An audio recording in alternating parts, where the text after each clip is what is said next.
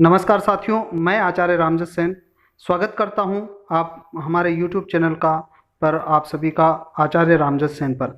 साथियों, मैं अपने मैटर की शुरुआत करूं उससे पहले सबसे पहले एक बात कहना चाह रहा हूं कि अगर आपने हमारे YouTube चैनल को अभी तक सब्सक्राइब नहीं किया है तो एक बार हमारे चैनल को सब्सक्राइब जरूर करें। और साथियों, अभी मैं आपको बता देता हूँ कि हम रीट से संबंधित और रीट के समकक्ष जो परीक्षाएं होती है उनके लिए हम संस्कृत शिक्षण विधियां देख रहे थे साथियों। अर्थात संस्कृत शिक्षण का जो बिंदु है वो संस्कृत शिक्षण का जो टॉपिक देख रहे थे साथियों, जो कि सेकंड ग्रेड के लिए भी आता है साथियों। अगर आप सेकंड ग्रेड की तैयारी कर रहे हैं संस्कृत से तो भी आपके लिए ये वीडियो उपयोगी है साथियों। उसके अंतर्गत संस्कृत शिक्षण की जो हमारे वीडियो वाला टॉपिक चल रहा था साथियों, उसके अंतर्गत हमने कल पिछली कक्षा जो 11वीं क्लास है उस 11वीं कक्षा के अंतर्गत व्याकरण शिक्षण की जो प्राचीन विधियां हैं उन प्राचीन विधियों को हमने 11वीं कक्षा में देखा था साथियों। आज इस 12वीं कक्षा में मैं आप सभी का हार्दिक स्वागत करता हूं साथियों। और आज का जो बिंदु रहने वाला वो है व्याकरण शिक्षण की अर्वाचीन अथवा नवीन विधियां। इस बिंदु को हम देखने वाले हैं साथियों।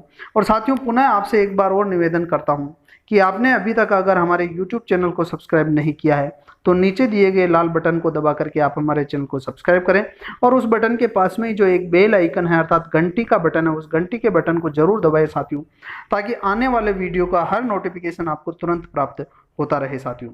तो चलते हैं साथियों आगे हमारे विषय वस्तु की ओर प्रस्थान करते हैं। संस्कृत व्याकरण शिक्षण की अर्वाचीन विधियां। जैसा कि आप सभी को ध्यान में है कि कल हमने जो पिछला 11वें नंबर का वीडियो देखा था साथियों संस्कृत शिक्षण विधियों में, ये प्राचीन विधियों का देखा था। इन विधियों को हमने देखा था साथियों। आज हम ये अर्वाचीन विधियां अथवा नवीन विधियां देखेंगे।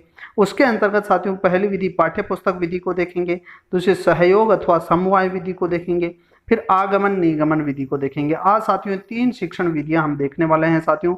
इसी के पश्चात हमारे व्याकरण शिक्षण की विधियां समाप्त हो जाएगी साथियों और फिर अगले वीडियो में हम अलग शिक्षण की विधियां शुरू करेंगे साथियों। तो आइए चलते हैं, हम अपने विषय वस्तु की ओर प्रस्थान करते हैं कि आज जो पहली विधि हम देखने वाले हैं वो पाठ्य पुस्तक विधि देखने वाले हैं और पाठ्य पुस्तक विधि की चर्चा करते हैं। तो आइए देखते हैं हम संस्कृत व्याकरण शिक्षण की नवीन विधियां अथवा अर्वाचीन विधियां। ये अर्वाचीन विधियां कहो चाहे नवीन विधियां कहो साथियों, यही आने वाली है। यहाँ से एक प्रश्न जो बनने वाला है वो मैं पहले भी आपको कल के वीडियो में बता चुका हूँ साथियों और आज भी बता देता हूँ। यहाँ से केवल एकमात्र ऐसा प्रश्न आएगा कि संस्कृत शिक्षणस्य व्याकरण शिक्षणस्य अर्वाचीन विधिरस्ति, संस्कृत व्याकरण शिक्षणस्य प्राचीन विधिरस्ति। यहाँ से इस प्रकार का प्रश्न आएगा, वो तो आपको मैं कल बता चुका हूँ साथियों। अर्वाचीन विधियों के अंतर्गत जो हमारी प्रथम विधि है साथियों वो पहली विधि है पाठ्य पुस्तक विधि। हालांकि हमने पाठ्य पुस्तक विधि के तौर पर विस्तृत रूप में चर्चा की है साथियों। और वो कौन सी विधि वहाँ चर्चा की है साथियों, तो वहाँ हमने संस्कृत शिक्षण की जो विधियाँ देखी थी उसका एक लिंक मैंने दे रखा है साथियों। पाठशाला विधि देखी थी, पाठशाला विधि के बाद हमने भंडारकर विधि देखी थी, उसके बाद नवीन विधियों के अंतर्गत पाठ्य पुस्तक विधि देखी थी साथियों। तो उस विधि को हमने डिटेल रूप में वहां भी देखा है और यहाँ भी इसको समझ लेते हैं कि व्याकरण के संदर्भ में पाठ्य पुस्तक विधि कैसे होती है साथियों। तो बात करते हैं साथियों पाठ्य पुस्तक विधि की। तो पाठ्य पुस्तक विधि के अंतर्गत क्या होता है कि इस विधि में व्याकरण का शिक्षण पाठ्य पुस्तक में दी गई व्याकरण संबंधी जानकारी को स्मरण करवा के किया जाता है। सबसे इसके लिए शॉर्ट में मैं आपको बता देता हूँ साथियों कि जैसे एक पाठ्य पुस्तक होती है और उस पाठ्य पुस्तक में बालकों के स्तरों के अनुसार या बालक के स्तर के अनुसार, कक्षा के स्तर के अनुसार उसमें व्याकरणिक बिंदु दे दिए जाते हैं और व्याकरणिक पाठ दे दिए जाते हैं। उन व्याकरणिक पाठों के पश्चात वहाँ अभ्यास प्रश्न दिए होते हैं साथियों, अभ्यास प्रश्न। और उन अभ्यास प्रश्नों का बालक अभ्यास करता है तथा पहले पाठ पढ़ता है व्याकरण पाठ और फिर उसके बाद क्या करता है, अभ्यास करता है और अपना मूल्यांकन करता है। बस यही वो क्या है कि एक कक्षा के स्तर के अनुसार उस पाठ्य पुस्तक का निर्माण कर दिया जाता है जिसमें केवल और केवल व्याकरण से संबंधित ही बिंदु होते हैं साथियों। वो ही व्याकरण शिक्षण के अंतर्गत पाठ्य पुस्तक विधि कहलाती है साथियों। तो आइए बात कर लेते हैं इसके अंतर्गत कि इसके तथ्य क्या कह रहे हैं। तो इसकी तथ्य को तो हमने देखा है कि इस विधि में व्याकरण का शिक्षण पाठ्य पुस्तक में दी गई व्याकरण संबंधी जानकारी को स्मरण करवा के किया जाता है। अब देखो, प्रत्येक पाठ के अंत में दिए गए अभ्यास कार्य, जैसा कि मैंने बताया कि पुस्तक के अंत में क्या दिए होते हैं, अभ्यास कार्य दिए होते हैं। अभ्यास कार्य के आधार पर छात्रों को इसका क्या करवाया जाता है, अभ्यास करवाया जाता है। अब आगे देखते हैं साथियों, तो इसके अंतर्गत अभ्यास करवाया जाता है। उसके बाद देखो तो संस्कृत की वर्तमान में प्रचलित जो पुस्तकें हैं, जो संस्कृत व्याकरण की पुस्तकें हैं साथियों, वो इसका अच्छा उदाहरण है साथियों। और जो तो चौथा तथ्य है इसके लिए साथियों, अलग अलग स्तरों के अनुसार अलग अलग पाठ्य पुस्तकों का निर्माण होता है। जैसा कि मैंने आपको बता दिया कि कक्षा के स्तरों के अनुसार व्याकरण की पाठ्य पुस्तक का निर्माण करके फिर उसका उसी स्तर के अनुसार बिंदु होते हैं और उसी स्तर के अनुसार उनका अभ्यास करवाया जाता है, वो पाठ्य पुस्तक विधि कहलाती है साथियों। तो साथियों पाठ्य पुस्तक विधि तो वैसे भी हमने डिटेल में वहाँ पढ़ चुके हैं साथियों, और यहाँ भी मेरे हिसाब से आपको समझ में आ गई होगी। अब बात करते हैं साथियों अगली विधि की, और वो अगली विधि है सहयोग अथवा समवाय विधि। कौन सी है साथियों, सहयोग अथवा समवाय विधि।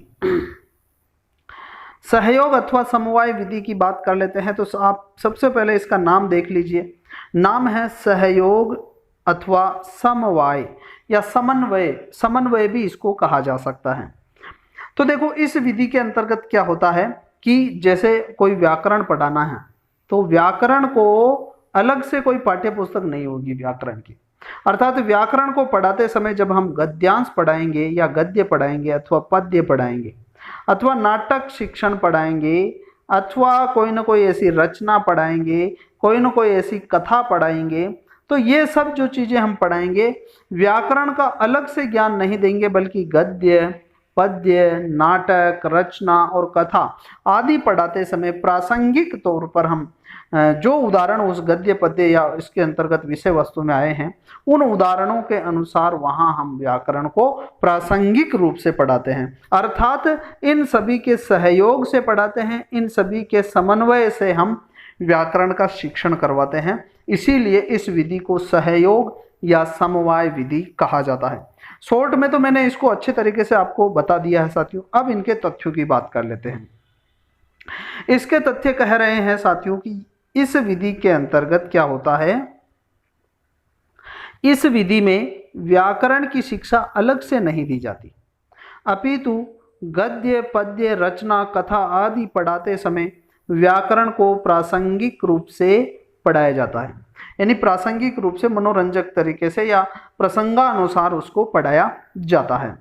जैसे प्रसंगानुसार, जैसे यण संधि का उदाहरण आ गया, तो यण संधि के उदाहरण देके उनको बताएंगे कि यहाँ यहाँ ऐसा ऐसा होता है, तब यण संधि होती है। अयादि का उदाहरण आ गया तो अयादि का उदाहरण बता के फिर उनको समझ, यानी जैसा प्रसंग, जिस संधि का प्रसंग आ गया, जिस समास का प्रसंग आ गया, जिस कारक का प्रसंग आ गया, जो भी व्याकरणिक बिंदु का जो प्रसंग आ जाता है उनको प्रासंगिक रूप से पढ़ाते हुए समय उनके साथ ही पढ़ाया जाता है।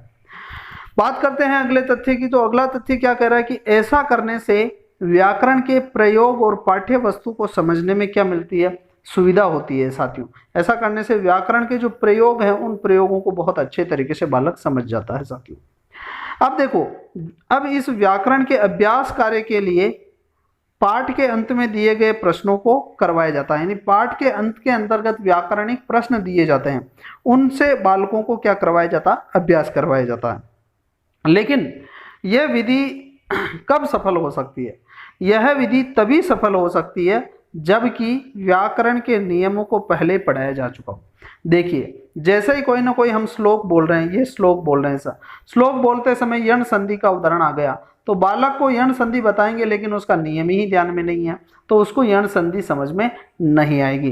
कोई ना कोई गद्यांश हम पढ़ा रहे हैं, गद्यांश पढ़ाते समय अचानक से किसी कारक का उदाहरण आ गया, समास का उदाहरण आ गया, तो हम जैसे कर्मधारय का उदाहरण आ गया, अब कर्मधारय के नियम ही बालक को ध्यान में नहीं है, तो कर्मधारय को वो समझेगा भी नहीं। तो यह विधि कब सफल होती है, यह विधि तभी सफल हो सकती है जबकि व्याकरण के नियम बालकों को पहले से पढ़ाए जा चुके हो या पहले से ही बालकों को ध्यान में हो। डायरेक्ट हम पढ़ाएंगे तो इसमें एक तो बाधा ये भी उत्पन्न हो जाती है, जैसे पद्य को पढ़ा रहे हैं और पद्य को पढ़ाते समय पद्य का मुख्य उद्देश्य है सौंदर्यानुभूति, और सौंदर्यानुभूति जैसे ही जैसे कोई भी श्लोक बोला जा रहा, त्वमेव माता च पिता त्वमेव त्वमेव बंधुश्च सखा त्वमेव, तो यहाँ साथियों ऐसे राग करते वक्त अगर माना कि कोई व्याकरण के नियम आ गए तो बालकों की सौंदर्यानुभूति क्या होती है, बाधित होती है। जो रसानुभूति होती है वो क्या, बाधित हो जाती है, और बीच में ही व्याकरण का टॉपिक आ टपकता है साथियों। तो यहाँ उस गद्य पद्य के उद्देश्य भी पूर्ण नहीं हो पाते हैं। तो यह विधि कब सफल हो पाती है, जब बालकों को व्याकरण का ज्ञान पहले से ही हो। साथियों मुझे विश्वास है ये सहयोग और समवाय विधि भी आपको समझ में आ गई होगी साथियों। अब बात करते हैं हम तीसरी विधि की, और वो तीसरी विधि है साथियों, वो है बहुत महत्वपूर्ण विधि है व्याकरण शिक्षण की, और वो विधि है साथियों आगमन निगमन विधि। तीसरे नंबर की जो ये विधि है आगमन निगमन विधि। साथियों आगमन विधि आप पढ़ चुके हो, निगमन विधि आप पढ़ चुके हो, बस उन्हीं दोनों ही विधियों का जो सम्मिलित रूप है वो आगमन निगमन विधि के रूप में स्वीकार किया गया है।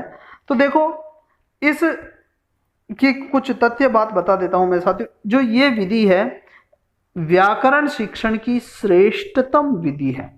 अब प्रश्न यहीं से बैठता है साथियों, यही प्रश्न है जो अभी मैंने तथ्य बोला, यही प्रश्न है।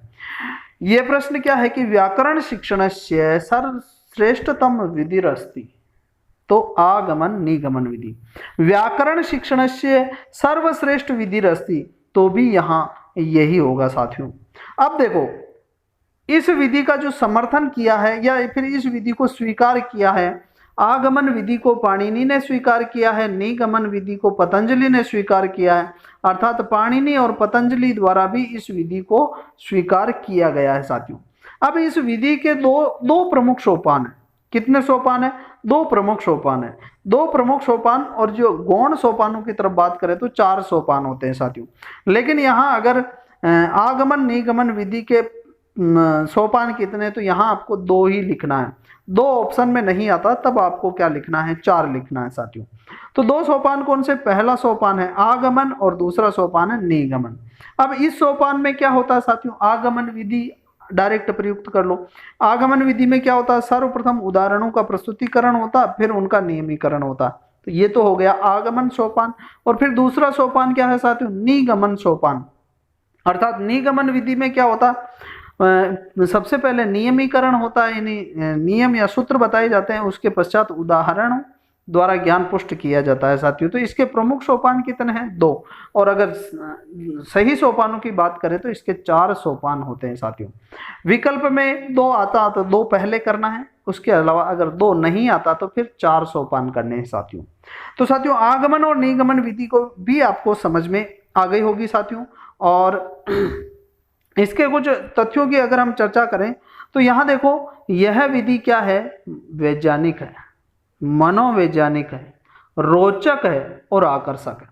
क्योंकि यह व्याकरण शिक्षण की सर्वश्रेष्ठ विधि है तो निश्चित रूप से ये सारे गुण इसमें मिलने ही चाहिए। तो साथियों ये सारे गुण इसके अंतर्गत है। इस विधि के अंतर्गत क्या होते हैं कि छात्र जिज्ञासु रहते हैं, छात्रों में जिज्ञासा बनी रहती है साथियों, और छात्र क्या रहते हैं, सक्रिय रहते हैं। और जिस भी विधि में छात्र सक्रिय रहते हैं वो विधि निश्चित रूप से मनोवैज्ञानिक, रोचक, आकर्षक और वैज्ञानिक होती है। और इसके अंतर्गत जो बालक किसी ज्ञान को सीख लेते हैं तो वो सीखा गया जो ज्ञान होता है वो क्या होता है, उनकी स्मृति में स्थायी रूप से बैठ जाता है साथियों। तो ये है साथियों आगमन निगमन विधि, जो कि व्याकरण शिक्षण की सर्वश्रेष्ठ विधि है।